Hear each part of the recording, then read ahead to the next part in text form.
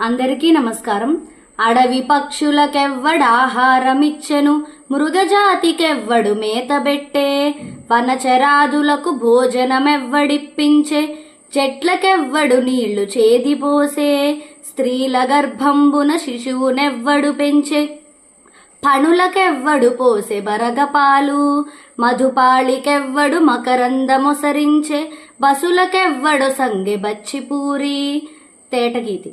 జీవకోట్లను పోషింప నీవెగాని, వేరే యొక్క దాతలేడయ్య వెదకి చూడా, భూషణ వికాస శ్రీధర్మపుర నివాస, దుష్ట సంహార నరసింహ దురిత దూరా.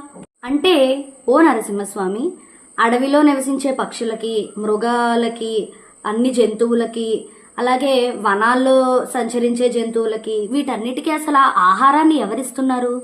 చెట్లకి నీళ్లు పోసి చెట్లను ఎవరు పెంచుతున్నారు? స్త్రీ గర్భంలో శిశువుని ఎవరు పెంచుతున్నారు? పాములకి పొట్లో పాలు ఎవరు పోస్తున్నారు?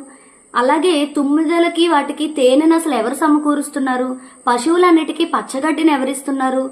ఎంతలా వెతికినా సరే జీవకోటి అన్నిటికీ ఆధారం, జీవకోటిని అన్నిటినీ పోషించేది నువ్వు తప్ప ఇంకెవ్వరూ లేరు. ఇది ఈ పద్యం యొక్క భావం.